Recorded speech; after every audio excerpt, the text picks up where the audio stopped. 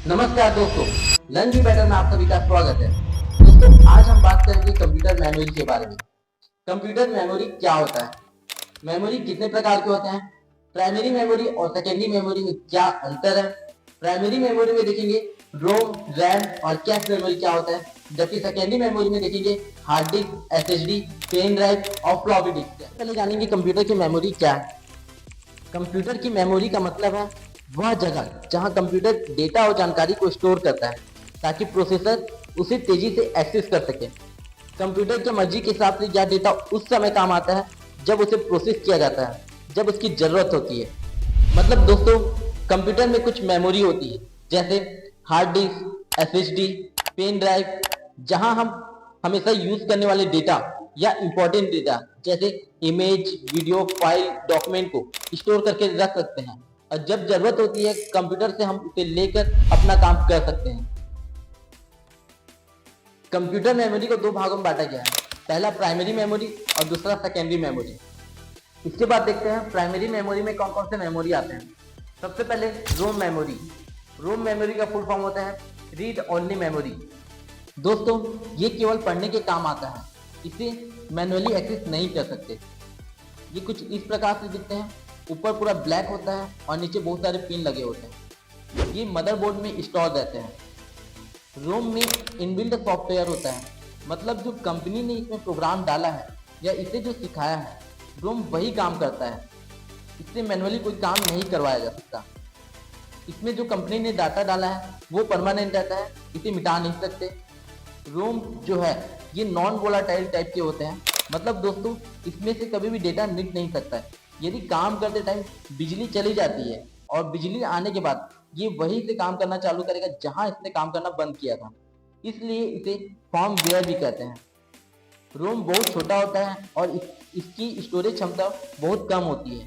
रोम के उदाहरण हमें वॉशिंग मशीन, रिमोट जैसे उपकरण में भी देखने को मिलते हैं। रोम को तीन भागों में बांटा गया है। सबसे पहले P ROM, programmable read only memory. इसमें कंपनी के द्वारा मेमोरी में प्रोग्राम डाला होता है जिसे आप कुछ भी कर लो चेंज नहीं कर सकते। इसका उदाहरण दोस्तों हमें देखने को मिलता है किसी सिस्टम, लैपटॉप या मोबाइल में। जैसे ही आप उसे ऑन करते हैं तो सबसे पहले आपको मोबाइल या सिस्टम की कंपनी का लोगो आपको सबसे पहले दिखाई देता है। ये इसलिए होता है दोस्तों क्योंकि इसके रोम में कंपनी ने प्रोग्राम डाला हुआ होता है जिसे आप चेंज नहीं कर सकते। EPROM, erasable programmable read only memory. इस मेमोरी में प्रोग्राम को इरेज करने की क्षमता दे दिया, इसलिए इसे erasable programmable read only memory कहते हैं। लेकिन इसे चेंज करना बहुत ही हार्ड होता था, बहुत ही मुश्किल होता था। इसी मुश्किल को आसान करने के लिए कंपनी ने ईईपी रोम को बनाया।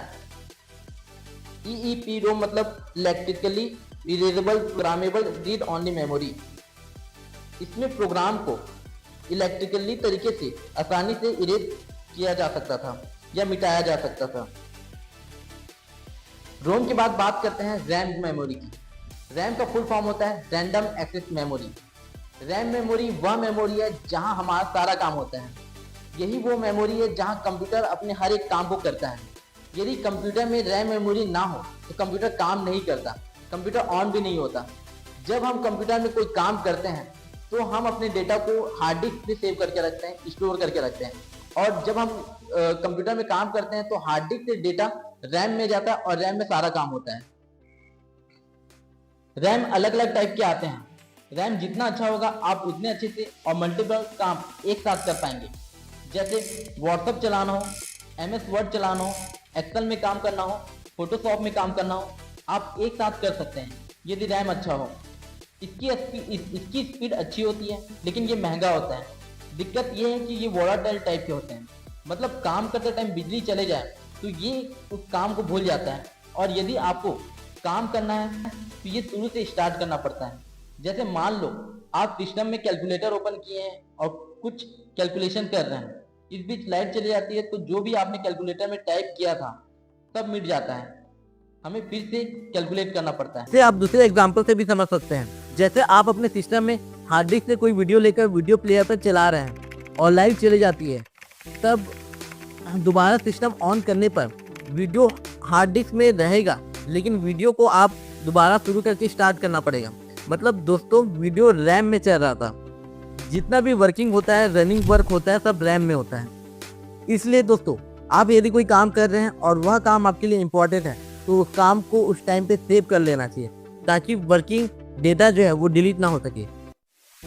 रैम दो प्रकार के होते हैं, पहला एस रैम स्टैटिक रैम, दूसरा D RAM dynamic RAM. D RAM में हमारा सारा काम होता है, इसमें डेटा आते जाते रहता है, इसलिए इसे डायनेमिक रैम कहते हैं। लेकिन कुछ ऐसी चीज़ें होती है जिसे हम स्टैटिक रैम में सेव करके रखते हैं और इसमें डेटा तब तक रहता है जब तक इसे चेंज ना कर दे। जैसे टाइम सेट करना हो, कैलेंडर में डेट सेट करना हो, ये सभी एस रैम में होता है।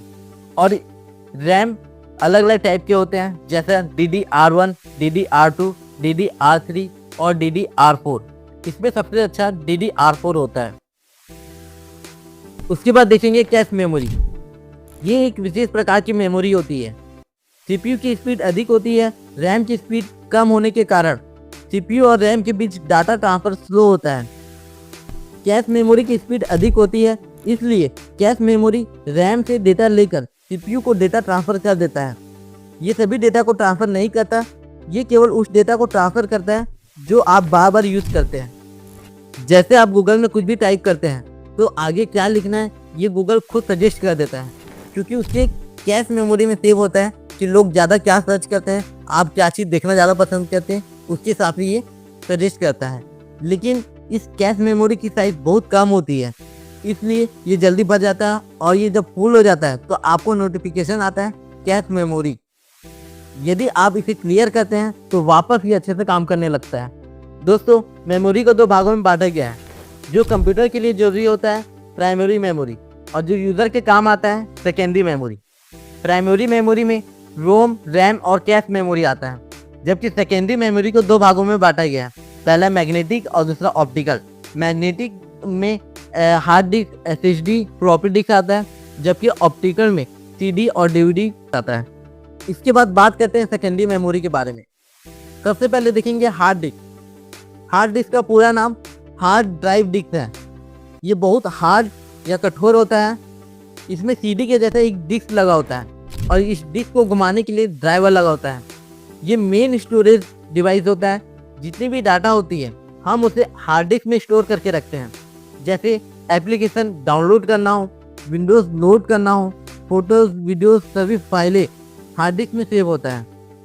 हार्ड डिस्क में डिस्क लगा होता है जो घूमता है और इसकी घूमने की स्पीड जो होती है वो लिमिट होती है, इसलिए हार्ड डिस्क की स्पीड कम होती है। इसका साइज बड़ा होता है जिसकी वजह से ये ज़्यादा बैटरी कंज्यूम करता है। ये 55 डिग्री सेल्सियस तक का टेम्परेचर सह सकता है। इसमें सबसे बड़ा दिक्कत ये है कि इसकी डिस्क में यदि थोड़ा सा भी खरोच आए तो ये हार्ड डिस्क पूरा ख़राब हो जाता है। इस समय डाटा लॉस होने का चांस बढ़ जाता है। इसी दिक्कत से बचने के लिए SSD को बनाया गया। SSD मतलब सॉलिड स्टेट ड्राइव। ये हार्ड डिस्क का एडवांस वर्जन है। इसमें डिस्क की जगह में चिप लगा होता है, जिसकी वजह से डाटा लॉस होने का चांस कम होता है। इसकी स्पीड काफ़ी अच्छी होती है। हार्ड डिस्क की अपेक्षा इसकी स्पीड तेज होती है। इसका साइज कम होने की वजह से ये कम बैटरी कंज्यूम करता है। ये 70 डिग्री सेल्सियस तक का टेम्परेचर झेल सकता है। इसे विंडोज़ लोड करने पर और एप्लीकेशन सॉफ्टवेयर को चलाने पर हार्ड डिस्क से कई गुना स्पीड और स्मूथ चलता है। अगला है pen drive. Pen drive external storage device है। ये कंप्यूटर में पहले से लगा हुआ नहीं रहता। यह एक छोटे से हार्ड डिस्क की तरह होता है जो डाटा को स्टोर करने, रीड करने और हटाने के काम आता है। इससे हम डाटा को आसानी से ट्रांसफ़र कर सकते हैं। USB पेन ड्राइव का लाभ यह है कि यह डिवाइस बहुत छोटा होता है और हल्का होता है। इसे कहीं भी आसानी से ले जाया जा सकता है। पेन ड्राइव से पहले हम पुराने टाइम में फ्लॉपी डिस्क का यूज़ करते थे। यह एक पतली प्लास्टिक की डिस्क होती थी जिस पर पतली चुंबकीय डिस्क पर सूचनाओं को स्टोर किया जाता था। इसकी स्टोरेज क्षमता बहुत कम होती है। फ्लॉपी डिस्क के बाद इसके स्टोरेज क्षमता को बढ़ाने के लिए CD-ROM मार्केट में आया।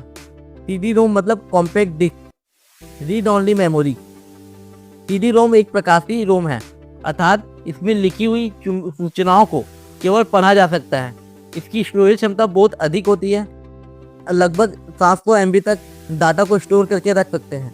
लेकिन अब इसका चलन ख़त्म हो गया है। आजकल mostly pen drive hard disk, SSD, memory card का यूज करते हैं। सबसे पहले देखते हैं प्राइमरी मेमोरी और सेकेंडरी मेमोरी में क्या अंतर है। प्राइमरी मेमोरी मेन मेमोरी होती है, इंटरनल मेमोरी होती है, जबकि सेकेंडरी मेमोरी एक्सटर्नल मेमोरी होती है। प्राइमरी मेमोरी टेम्परेरी होती है, अस्थायी होती है। सेकेंडरी मेमोरी परमानेंट होती है, स्थायी होती है। प्राइमरी मेमोरी को सीधे प्रोसेसर सीपीयू द्वारा एक्सेस की जा सकती है, जबकि सेकेंडरी मेमोरी सीधे सीपीयू से एक्सेस नहीं होती। प्राइमरी मेमोरी वोलाटाइल और नॉन वोलाटाइल दोनों टाइप के होते हैं, जबकि सेकेंडरी मेमोरी हमेशा नॉन वोलाटाइल टाइप के होते हैं। प्राइमरी मेमोरी महंगे होते हैं, जबकि सेकेंडरी मेमोरी सस्ते होते हैं। प्राइमरी मेमोरी सेमीकंडक्टर मेमोरी होती है, जबकि सेकेंडरी मेमोरी चुंबकीय और ऑप्टिकल मेमोरी होती है। प्राइमरी मेमोरी के एग्जाम्पल है रोम, रैम और कैश मेमोरी, जबकि सेकेंडरी मेमोरी के एग्जाम्पल है hard disk, SSD, pen drive,